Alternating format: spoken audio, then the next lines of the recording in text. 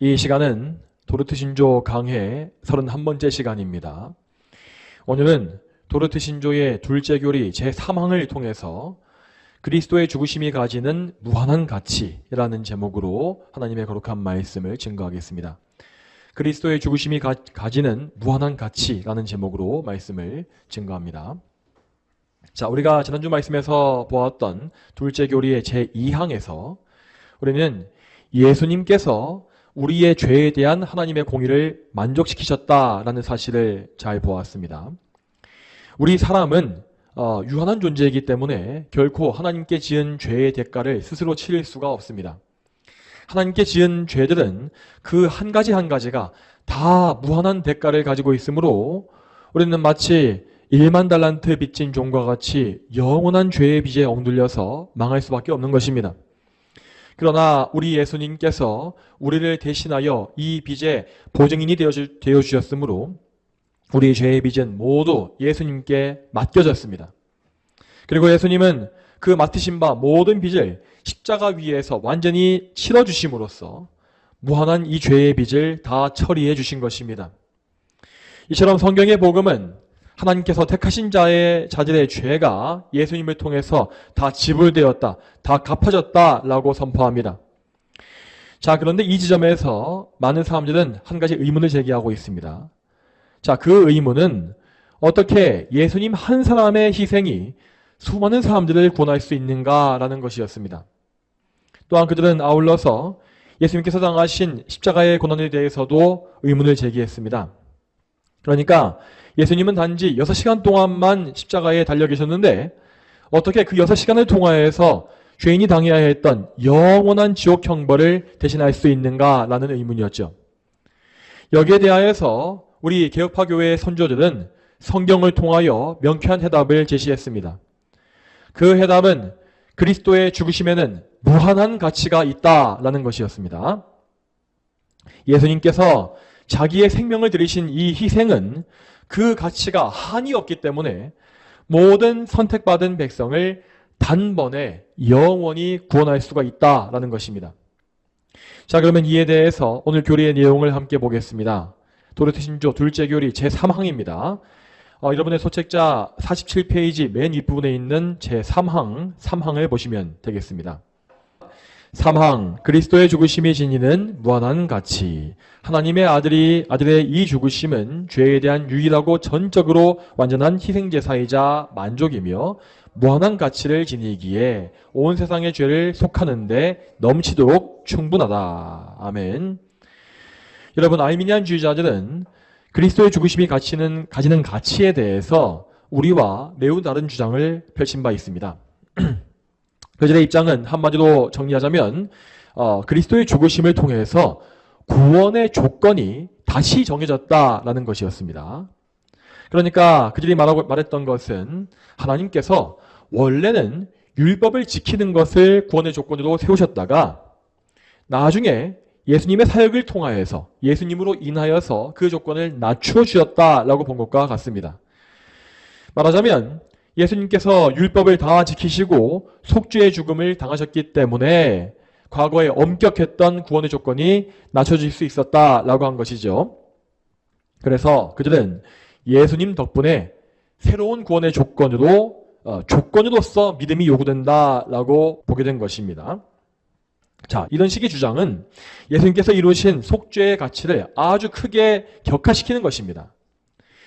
예수님의 죽으심은 단지 구원의 조건을 일부 낮춰준 정도가 아니라 구원의 조건이란 것을 아예 완벽하게 만족시킨 것입니다.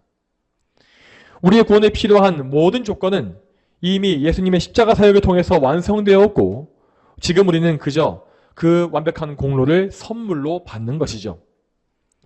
그렇지만 아르미니안주의자들은 사람의 믿음, 이 믿음이라는 것을 사람의 공로로 여기고 있습니다. 그들은 사람이 자기의 결심과 결단으로서 그리스도를 믿기로 선택해야만 그때야 비로소 구원의 조건이 완성되어진다라고 보고 있는 것입니다. 자, 이러한 주장으로 인하여서 그들은 사람을 구원하는 그 주권을 하나님께만 올려드리는 것이 아니라 그 주권의 일부를 사람에게 나누어주는 심각한 오류를 범하고 있는 것이죠. 자, 그러므로 오늘 우리는 예수님의 죽으심에 무한한 가치가 있다는 사실을 확실히 짚고 넘어가야 하겠습니다. 예수님의 죽으심은 말 그대로 구원의 조건을 100% 완성한 것이며, 그래서 그 죽으심은 다시 반복할 필요도 없고 또한 거기에 무언가를 더해줘야 될 필요도 없습니다. 우리는 이 사실을 확실히 알고 믿어야 합니다. 그렇지 아니하면 우리는 항상 본성적으로 나 자신에게 구원의 공로를 일부 빼앗아서 두고 싶은 그런 유혹을 받을 수밖에 없기 때문입니다. 우리 죄인의 본성은 항시 하나님의 주권에 복종하는 것을 싫어하고 자기 자신에게 뭔가 값어치가 있다라는 생각을 더 선호합니다. 그러나 이렇게 자기에게 가치를 두는 자들은 결코 구원받은 하나님의 참 백성이라고 부를 수가 없습니다. 하나님께서 택하신 백성들은 하나님의 은혜 안에서 하나님의 절대적인 주권을 인정할 것이고, 그래서 그분께 복종하며 모든 영광을 다 돌려드리는 길로 인도받게 되어 있습니다. 그렇기 때문에 우리는 오늘 이 교리를 통하여서 나 자신의 본성을 인정하고 부인하며 오직 예수 그리스도의 공로에만 감사와 영광을 다 올려드릴 수 있어야 하겠습니다. 자, 그러면 우선 오늘 도트신조 내용의 첫 번째 부분을 보겠습니다. 자, 첫 번째 부분 제가 한번 읽어보겠습니다. 사망 내용의 첫 문장을 보시면 됩니다. 자, 제가 한번 읽어보겠습니다. 하나님의 아들의 이 죽으심은 죄에 대한 유일하고 전적으로 완전한 희생제사이자 만족이며 라고 되어 있습니다. 자, 죄에 대한 유일하고 전적으로 완전한 희생제사이자 만족이며 라고 했습니다. 자, 여기에서 먼저 우리는 예수님의 죽으심이란 것이 희생제사이다 라는 표현을 볼 수 있습니다.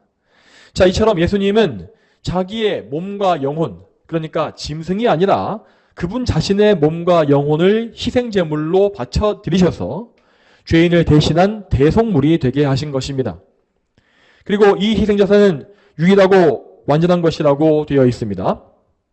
자, 이렇게 예수님의 희생제사가 유일하고 완전하다라는 이 말은요, 이것은 이와 반대로 유일하지 않고 불완전한 희생제사가 있었다라는 의미와 같습니다. 그 불완전한 희생제사가 무엇이겠습니까? 그것은 바로 구약시대의 제사였습니다. 구약시대에는 우리가 아는 바와 같이 동물, 가축을 잡아다가 희생제물로 바쳤습니다. 구약의 성도들은 가축을 잡아서 그 피를 흘리게 하였고, 또한 그것을 쪼개고 가죽을 벗겨 불에 태움으로써 제사를 올렸습니다. 이와 같이 가축이 제물로 죽는 것은 죄에 대한 대가가 사망이다, 죽음이다 라는 사실을 보여주는 것이었습니다. 제사에서 죽임당하는 가축은 그 제사를 바치는 죄인을 대신해서 죽는 것이었습니다. 이렇게 제사에는 죄를 대속하여 죽는 그 대속의 죽음의 의미가 들어있었고, 자, 그래서 희생제사라고 하는 이 제도는 인류 최초의 범죄와 함께 시작된 것이었습니다. 그때의 희생제사를 처음으로 제정하신 분은 하나님이셨습니다. 자, 그러니까 희생제사라고 하는 것은 사람의 필요에 의해서 종교의식으로서 시작된 것이 아니라 하나님께서 그들의 죄를 위하여 신이 정하시고 사람에게 알려주신 제도였다라는 것입니다. 자, 그러면 이 희생제사의 시초에 대해서 성경의 말씀을 같이 보시겠습니다. 자, 창세기 3장 말씀입니다. 창세기 3장 7절과 21절 보시겠습니다. 그러자 두 사람의 눈이 열리고 자기들이 벌거벗은 것을 알게 되었으며 무화과 나무 잎을 엮어 자기들을 위하여 치마를 만들었다. 아멘. 자, 또 이어서 21절 보겠습니다. 21절 같이 읽습니다. 시작. 여호와 하나님께서 아담과 그의 아내에게 가죽 옷을 만들어 입히셨다. 아멘. 여러분, 이 두 구절의 말씀에서 우리는 죄인의 수치를 덮기 위한, 가리기 위한 두 가지의 방법을 보게 됩니다. 이 중에 첫 번째 방법은 7절에 나와 있는 것으로서 사람이 스스로 만들었던 무화과 나무 치마라고 하였습니다. 사람은 처음으로 죄를 범했을 때에 그 죄로 인한 수치와 두려움에 압도되었습니다. 아담과 하와는 생명의 근원 되시는 하나님과 단절되었으므로 자동적으로 죽음의 공포에 빠진 것입니다. 그래서 그들은 어떻게든 간에 그 수치와 두려움을 가려보기 위해서 당장 눈에 보이고 손에 잡히는 잎사귀로 옷을 만들어 입었습니다. 그렇지만 그것은 그들의 부끄러움을 가리기에는 너무나 엉성했으며 그저 임시 방편에 불과했던 것입니다. 다음 두 번째로 우리는 21절에서 가죽으로 만들어진 가죽옷을 보게 됩니다. 이 가죽옷은 하나님께서 친히 지어주신 것으로서 사람의 벌거벗은 몸을 아주 효과적으로 보호하고 가려주었습니다. 여러분, 이 가죽옷을 만들기 위하여서 하나님은 분명히 동산에 있었던 동물 한 마리를 잡으셨을 것입니다. 이 동물이 어떤 종류였고 어떻게 잡혔는지는 성경에 나와 있지 않습니다. 그렇지만 우리는 이 짐승이 아담과 하와가 보는 앞에서 죽임당했을 것이라고 충분히 예상할 수 있습니다. 하나님은 이미 죄의 대가가 죽음이다 라는 사실을 말씀하셨기 때문에 바로 그 죄의 대가, 죽음이 무엇인가를 아담과 하와에게 이를 통하여서 가르치셨을 것입니다. 하나님은 한 짐승의 피를 흘리시고 가죽을 벗기심으로써 죄의 대가인 죽음이 무엇인지를 실제로 그들에게 목격시키신 것입니다. 그 짐승은 죄를 범했던 사람의 수치를 덮어주기 위하여서 죄인을 대신하여 죽임당한 것이었죠.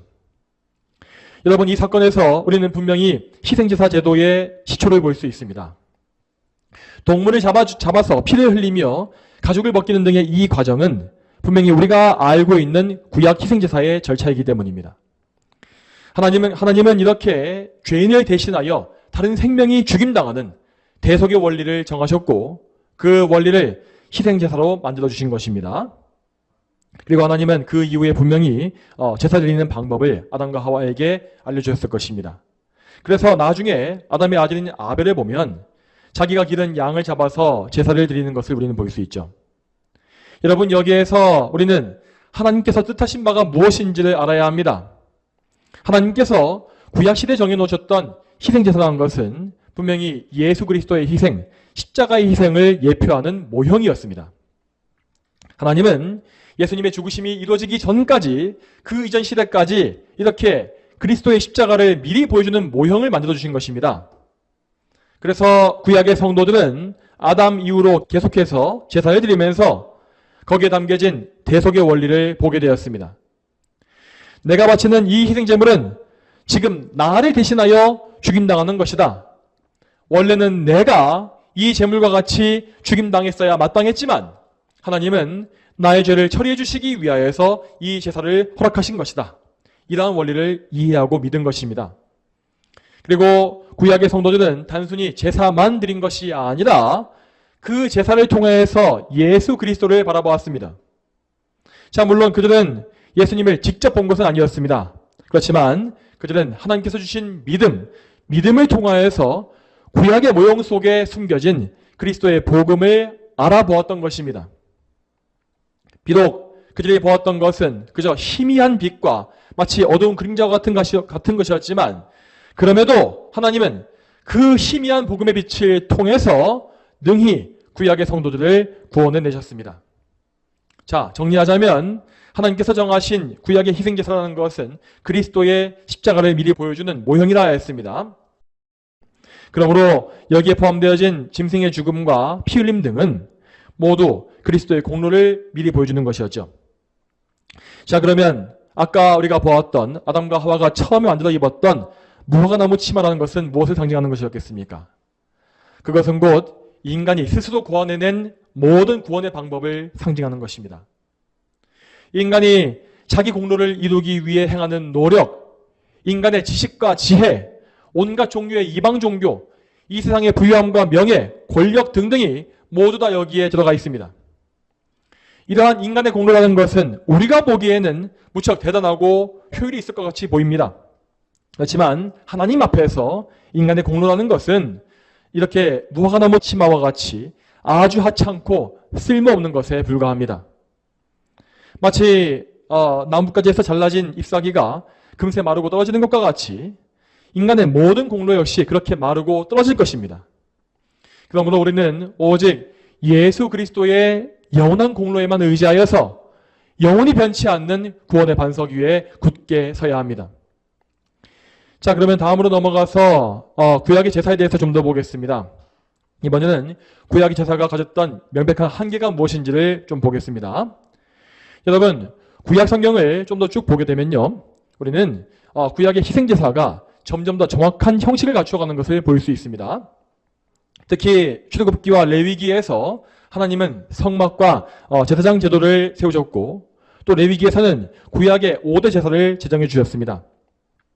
그렇게 정해진 제사들은 번제와 소제, 속죄제, 속건제, 화목제였고 이 제사들은 각각 하나님께 나아가는 방식과 목적이 달랐습니다. 그리고 하나님은 제물의 종류 역시 엄격하게 정해놓으셨는데 그것은 소와 양과 염소 그리고 비둘기라고 되어 있습니다. 그리고 이 가축들은 항상 흠이 없이 건강한 짐승이어야죠. 여러분, 이처럼 구약의 이스라엘 백성들의 제사 제도는 상당히 정교하고 체계적이었습니다. 이 제사들은 5가지로 나누어져서 죄의 여러 가지 성격을 잘 보여주었고 또한 하나님의 거룩하심이 무엇인지도 풍성하게 보여주었습니다. 그런 의미에서 구약의 제사라고 하는 것은 상당한 유익과 영적인 의미를 가지고 있었던 것이 사실입니다. 그렇지만 동시에 구약의 제사 제도는 분명한 한계를 가지고 있었습니다. 앞에서 말한 바와 같이 짐승을 바치는 제사라는 것은 어디까지나 그리스도의 모형에 불과했습니다. 모형이라는 것은 그 원형이 올 때까지 임시적으로 사용되는 것으로서 그것은 절대 구원의 완성을 이룰 수는 없었죠. 자, 이에 대해서 신약성경의 히브리서의 말씀을 읽어보겠습니다. 히브리서 10장 1절부터 4절까지의 말씀 같이 읽어보겠습니다. 율법은 앞으로 올 좋은 것들의 그림자일 뿐 실체의 형상 그 자체가 아니므로 해마다 계속 드리는 같은 희생제물로는 하나님께 나오는 자들을 결코 완전하게 할 수 없다. 만일 완전하게 할 수 있었다면 제사 드리는 자들이 단번에 깨끗하게 되어 더 이상 죄를 깨닫는 일이 없었을 것이니 어찌 제사 드리는 일이 중단되지 않았겠느냐. 그러나 이 희생제물로는 해마다 죄를 기억나게 하는 것이 있으니 수소와 염소의 피가 죄를 없애지 못하기 때문이다. 아멘. 여러분, 이 말씀에 나와 있는 바와 같이 구약의 율법은 예수님께서 이루실 구원의 완성에 대한 그림자에 불과했습니다. 그래서 희생제물이라는 것은 절대로 구원의 완성을 이루지 못했던 것입니다. 이스라엘 백성들은 희생제물을 매일 아침 저녁에 규칙적으로 바쳐야 했고 또한 개인적으로도 죄를 지을 때마다 제물을 바쳐야 했습니다. 그렇지만 그러한 제물들은 결코 죄를 없앨 수 없다라고 되어 있습니다. 정말 이 말 그대로 가축 제물에는 죄를 없애는 효과가 조금도 없습니다. 그럼에도 구약 백성들이 반복해서 제물을 바친 이유가 무엇일까요? 그것은 희생제물이 죄를 기억나게 하기 때문이다 라고 되어 있습니다. 즉 이스라엘 백성들은 제사를 통해서 자기가 죄인이라는 사실을 기억하게 되었다라는 것입니다. 그리고 그들은 자기의 죄인됨을 이렇게 자각하고 기억하는 가운데에서 이 제사를 통하여서 예수 그리스도를 바라봐야 했습니다. 앞에서 말한 바와 같이 구약의 성도들은 구약의 모형 속에 있는 희미한 빛을 통해서 그리스도를 보고 믿었습니다. 그때에는 아직 그리스도의 십자가 사역이 완성되기 전이었기 때문에 오직 이러한 방식을 통해서만 예수님을 믿을 수 있었던 것입니다. 정리하자면 이스라엘 백성들은 우리와 동일하게 똑같이 예수님을 믿음으로 예수님의 공로를 얻음으로써 구원을 얻었습니다. 그렇지만 그들은 단지 예수님을 바라보는 방식에서 우리와 차이가 있었던 것입니다. 그들은 구약의 모형을 통해서 예수님을 볼 수 있었고 지금 우리는 모형이 아니라 신약 성경의 분명한 말씀을 통하여서 예수님을 볼 수 있습니다.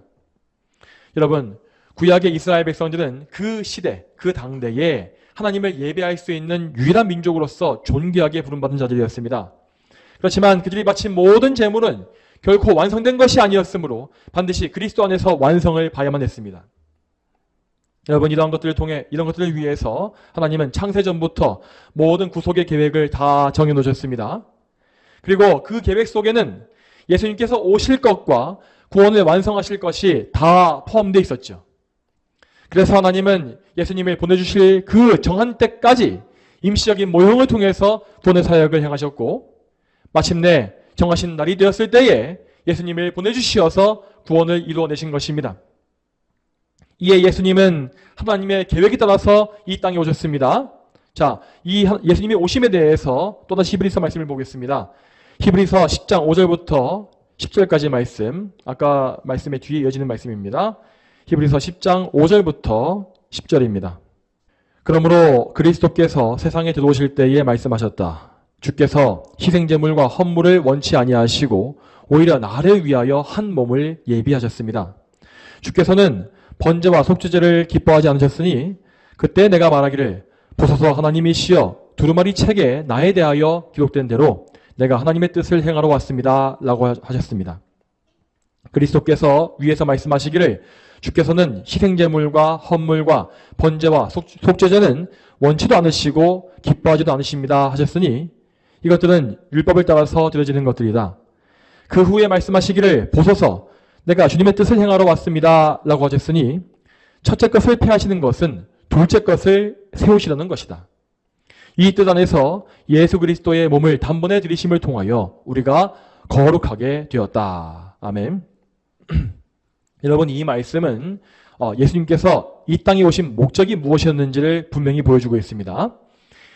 예수님께서 이 세상에 오신 것은 죄인을 구속하시기 위한 삼위일체 하나님의 뜻과 사역에 따른 것이었습니다. 그래서 예수님은 결코 자기 마음대로 독단적으로 오신 것이 아닙니다. 예수님은 철저히 이 구원의 경륜 속에서 아버지의 뜻을 행하시기 위해서 이 땅에 오신 것이었고 또한 아버지께서 예비해 두신 인성을, 그러니까 몸과 영혼을 받아서 오신 것이었습니다. 또한 방금 읽었던 8절을 보시게 되면 아버지께서는 구약의 희생제물과 번제와 속죄제를 원치도 아니하시고 기뻐하지도 않으신다라고 되어 있습니다. 여러분, 이 말씀은 구약의 모든 율법과 제사가 아무짝에 쓸모가 없다라는 뜻이 아니라 단지 그것이 하나님을 만족시킬 수 없었다라는 의미입니다. 구약의 율법이라는 것은 잠시 사용되고 폐기될 모형이었기 때문에 하나님은 당신의 공의를 만족시키기 위하여서 이렇게 완벽한 희생제물을 준비하신 것입니다. 이러한 뜻을 따라서 예수님은 이 땅에 우리와 똑같은 인성을 가지고서, 사람의 인성을 가지고서 내려오셨으며 또한 자기의 인성, 곧 몸과 영혼을 희생제물로 내어주셔서 완전한 제사를 드리신 것입니다. 참으로 예수님은 택함받은 백성을 위한 구원의 조건을 다 완성하셨기 때문에 십자가 위에서 최후에 다 이루었다라고 선포하신 것입니다. 이 다 이루었다라는 말은 헬라어로 테텔레스타이라고 하는데 이 말에는 모든 값을 지불하였다, 모든 값을 다 치렀다라는 의미가 들어있다고 합니다. 이 말 그대로 예수님은 자기의 핏값을 하나님께 지불하심으로써 우리 죄의 무한한 빚을 완전히 없애주신 것입니다. 여러분, 이와 같이 다 이루었다, 테텔레스타이라는 말씀은 오직 한 분 예수님만이 하실 수 있는 말씀이었습니다. 과거 구약시대 제사장들은 매일마다 열심히 섬기면서 희생제물을 수없이 바쳤지만 결코 이 다 이뤘다는 말씀을 할 수 없었습니다. 그들은 단지 예수님을 바라보게 만드는 모형을 섬기고 있었기 때문에 실제로 죄의 빚을 처리하지는 못한 것입니다. 그렇지만 그리스도께서는 택자들의 모든 죄를 위해서 한 번에 영원한 제사를 드리셨고 그들의 구원을 단번에 완성하셨습니다. 이로 말미암아 그리스도를 믿는 성도들은 그들의 모든 죄값이 다 사라지고 영원한 구원의 보장을 받는 것입니다. 여러분, 예수님의 희생제사라는 것은 구원 조건의 완성이었으므로 결코 이것을 반복해서 또 바칠 일이 없습니다. 그러므로 로마 천주교의 미사라고 하는 것은 전적으로 틀린 것입니다. 여러분, 천주교의 미사가 무엇입니까? 미사라고 하는 것은 구약시대의 제사를 그대로 신약시대에 연장해 놓은 제사의식입니다. 그래서 그들은 사역자를 가리켜서 목회자라 부르는 것이 아니라 사제, 즉 제사장이라고 부르는 것이죠.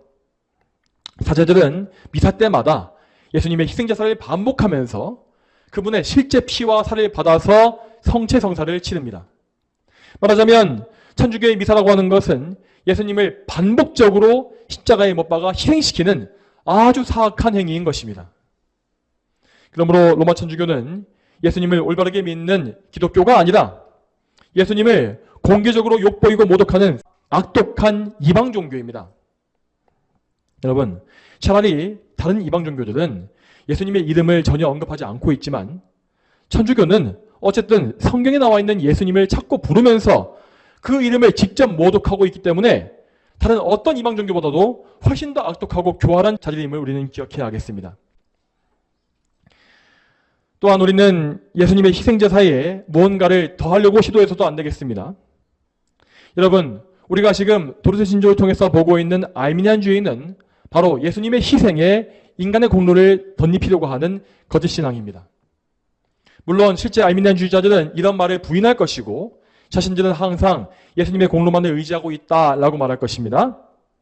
하지만 다시 말씀드리지만 그들은 예수님을 믿는 믿음, 이 믿음을 인간의 결단에 의하여서 믿는 것으로 생각하기 때문에 사실상 믿음이라는 것을 선물이 아니라 사람의 결심과 공로로 여기는 것과 똑같습니다. 말하자면 아르미니안주의의 교리는 예수님의 공로에 인간의 믿음이라는 공로를 더해서 예수님 공로와 인간 공로를 더해서 구원받는 인간 공로의 교리인 것입니다. 그러므로 종합하자면 우리는 예수님의 죽으심이 우리의 죄값을 완전히 갚아주셨다는 사실을 믿고 그분의 공로만을 충분하게 여기고 감사하는 그런 마음을 소유하고 믿어야 하는 것입니다. 다음으로 또 이어서 오늘 도르트 신조의 두 번째 문장을 보겠습니다. 이 두 번째 부분을 보시게 되면 예수님의 죽으심이 무한한 가치를 지니기에 온 세상의 죄를 속하는 데에 넘치도록 충분하다라고 되어 있습니다. 여러분, 이 말은 예수님께서 이루신 공로의 분량, 공로의 분량이라는 것이 온 세상의 모든 죄를 다 용서하고도 남을 만큼 무한하다, 충분하다는 사실을 보여줍니다. 물론 예수님의 공로라는 것은 모든 사람에게 아무렇게나 다 주어지는 것이 아니라 하나님께서 선택하신 백성에게만 베풀어지는 것입니다. 그렇지만 예수님은 무한하신 하나님이시기 때문에 그분께서 이루신 공로 역시 한이 없이 무한한 것이죠. 이렇게 예수님의 공로가 무한할 수 있는 이유가 무엇인가에 대해서는 다음 주에 이어지는 사항에서 좀 더 볼 예정입니다. 오늘은 우선 그래서 예수님의 공로가 무한하다라는 사실을 선포하고 있는 성경의 말씀을 같이 보겠습니다. 요한 1서 2장 2절 말씀 같이 보시겠습니다. 요한 1서 2장 2절 말씀 같이 읽어보겠습니다. 그분은 우리 죄를 위한 속죄 제물이시니 우리 죄뿐 아니라 온 세상의 죄를 위한 것이다. 아멘. 여러분, 이 말씀의 첫 부분과 같이 예수님은 우리, 곧 택하신 백성들을 위한 속죄 제물이 되신 분이라고 하였습니다. 그리고 이와 동시에 뒷부분을 보게 되면 예수님은 온 세상의 죄를 위하신 분이다 라고 했는데 이 말씀은 곧 그분의 죽으심이 가진 무한한 가치를 보여주고 있는 것입니다. 그러므로 우리는 예수님의 죽으심이 우리 모두에게 주어지고 남을 만큼 풍성하다는 사실을 신뢰함으로 오직 그 은혜에 두려워하지 말고 전적으로 의지하며 매달리는 믿음을 소유해야 하는 것입니다. 그러면 이제 오늘 이 교리를 우리에게 좀 더 적용해 보겠습니다. 여러분, 우리는 왜 그리스도의 공로에 담긴 가치를 알아야만 하는 것이겠습니까? 왜냐하면 우리가 그 가치를 알아야만 그리스도께로 달려가게 되기 때문입니다. 우리 죄인의 본성이라는 것은 그리스도의 속죄가 가진 무한한 가치를 알기 전까지는 결단코 그분에게 가려하지 않습니다. 그러므로 우리는 이러한 성경의 교리를 통하여서 나 자신을 가르치며 예수님만 바라보고 그분께 달려가는 믿음을 간절히 달라고 구해야 하는 것입니다. 여러분, 우리 성령님은 우리 죄인의 마음을 여심으로써 우리에게 예수님이 정말로 필요하시다라는 사실을 알게 하십니다. 성령께서 이 일을 위해서 하시는 이 일은 먼저 죄인이 자기의 상태를 깨닫게 하시는 것이며 그래서 자기가 그리스도 외에는 아무런 소망이 없는 잃어버린 상태에 있다는 사실을 인식하게 하시는 것입니다. 이러한 성령님의 은혜를 입은 사람은 마치 죽을 병에 걸린 사람이 의사를 간절하게 찾듯이 생명의 구주이신 예수 그리스도를 찾게 됩니다. 그리고 성령께서는 그 사람에게 완전하고 무한한 예수님의 공로를 알게 하심으로써 아무 의심이 없이 그분께 달려가게끔 인도하시는 것입니다. 그러므로 지금 여러분 중에서 구원의 은혜, 구원하시는 은혜를 간절히 원하시는 분이 계신다면 그런 분들은 반드시 먼저 이러한 성령님의 은혜를 구하셔야 합니다. 여러분의 마음을 낮추시고 여러분의 눈을 열어주실 성령님의 그 사역을 간구하심으로 여러분이 오직 예수님만 바라보고 의지할 수 있게 달라고 기도하셔야 하는 것입니다. 이렇게 성령님 안에서 자기의 죄인됨을 철저히 인정하고 예수님을 바라보는 사람들은 예수님 안에 있는 무한한 구원의 공로를 선물로 받을 것입니다. 여러분 모두가 부디 이 사실을 믿으시고 예수님께로만 달려가시기를 바랍니다. 또한 다음으로 그리스도의 속죄의 가치를 아는 이것은 우리의 성화에 있어서도 가장 중요한 핵심임을 알아야 합니다. 이에 대해서 성경 말씀을 한 구절 더 보겠습니다. 히브리서 10장 14절 말씀 같이 보시겠습니다. 그분은 한 번의 제사로 거룩하게 된 자들을 영원히 완전하게 하셨다. 아멘. 여러분, 이 말씀과 같이 예수님은 당신의 보혈로서 죄인들을 구원하실 뿐 아니라 그들을 영원히 완전케 하시는 분이라고 하였습니다. 이 완전함이라는 것은, 이 말은 장차 모든 성도들에게 주어질 완전함, 곧 영화의 상태를 의미합니다. 영화라고 하는 것은 우리가 완벽하게 거룩해지는 것으로서 더 이상 우리에게 죄성이 남아있지 않고 다시는 죄의 더러움과 연약함이 없는 그런 완벽한 상태를 의미합니다. 그런데 성경은 이러한 상태에 대하여서 영원히 완전하게 하셨다라고 하는 과거형으로 말하고 있습니다. 자, 이 말은 우리의 완성이 이미 확정되었다는 사실을 증거하고 있습니다. 물론 우리의 입장에서 보게 되면 우리는 현재 이 영화의 상태에 아직 이르지 못했습니다. 그리고 우리가 보기에는 그 완벽한 상태가 아득히 멀게 느껴지고 우리가 정말 그렇게 될 것이라고 하는 사실을 아직까지 실감하지 못하고 있는 것이 현실입니다. 그렇지만 우리는 예수님의 죽으심에 있는 무한한 효과를 믿음으로써 우리의 완성, 장차 오게 될 그 완성의 날을 확신해야 합니다. 또한 우리는 우리의 인생 가운데서도 우리가 계속해서 완성을 향해 나아갈 것임을 믿어야 합니다. 예수님의 보혈에는 능력이 있기 때문에 우리 성도들의 모든 죄의 더러움과 그 죄의 권세에서 깨끗하게 하실 수 있습니다. 예수님의 피는 우리의 모든 죄를 깨끗이 용서하기 위한 피이며 또한 동시에 우리를 거룩하게 하기 위한 피임을 기억해야 합니다. 우리는 이 진리를 믿는 가운데 예수님의 능력에 의지하여서 죄와의 싸움을 힘써 싸워나가야 합니다. 여러분, 지금 우리는 구원의 은혜를 입은 이후에도 우리 안에 남아있는 죄에 대항해서 싸우고 있습니다. 하지만 우리는 항상 연약하고 부족해서 죄 앞에 계속 넘어지고 있지 않습니까? 그럼에도 우리는 그러한 실패를 무서워하지 말고 계속해서 다시 일어나야 합니다. 왜냐하면 우리가 실패를 딛고 다시 설 수 있는 힘이 오직 그리스도의 보혈에 있기 때문이죠. 만일 우리가 우리의 힘으로써 죄의 실패를 이겨내야 했다면 우리는 애초에 어떤 죄도 이겨내지 못했을 것이고 또한 결국에는 지쳐서 쓰러지고 말았을 것입니다. 그렇지만 지금 우리는 우리의 힘으로 사는 것이 아니라 우리를 위하여 완전한 속죄를 이루어내신 그리스도의 힘과 능력으로 사는 것입니다. 여러분, 예수님은 우리를 죄에서 완전히 구속해내시기 위해서 죽으신 분이 나와 있습니다. 그러므로 우리는 예수님의 공로에 의지함으로써 날마다 죄와 싸울 수가 있으며 또한 우리가 그 싸움 가운데 실패하지 아니하고 점점 더 거룩하게 변할 것이라고 믿을 수 있습니다. 여러분, 이 성화라고 하는 것은 결코 내 힘과 노력과 지식으로 이뤄내는 것이 아니고 또한 동시에 내가 예수님께 뭔가 힘을 보태드려서 함께 이루는 것도 아닙니다. 물론 항상 나 자신은 성화를 이루기 위해서 100%의 노력을 다하는 것이 맞습니다. 하지만 이 성화의 일을 이루시는 분은 오직 100% 그리스도의 공로이고 하나님의 은혜입니다. 그러므로 우리는 장차 주님 앞에 설 때에도 나의 무익함을 인정하면서 나의 삶의 모든 것이 오직 하나님의 은혜였음을 고백하게 되는 것입니다. 우리는 장차 다가올 이 날을 바라보면서 오늘도 그 완성을 향해 한 걸음씩 나아가는 거룩한 성도가 다 되어야 하겠습니다. 사랑하는 성도 여러분, 오늘 우리는 예수님의 죽으심에 무한한 가치가 있다는 사실을 보게 되었습니다. 이 말씀을 있는 그대로 다 믿으시고 예수님의 보혈과 속죄의 은혜에 대해서 의지하시기 바랍니다. 예수님은 참으로 우리의 죄를 대신하여 죽으셨고 그 죽으심으로 모든 구원의 공로를 완성하셨습니다. 우리 모두가 이 복음을 믿고 그리스도를 믿음으로써 하나님께 모든 영광과 감사를 돌리는 귀한 자녀가 다 될 수 있기를 주님의 이름으로 축복합니다. 다 함께 기도하시겠습니다. 하나님 아버지, 오늘도 저희가 이 도르트 신조의 교리를 통하여서 성경 전체에 담겨있는 하나님의 거룩한 구원의 뜻과 은혜를 보게 하심에 감사드립니다.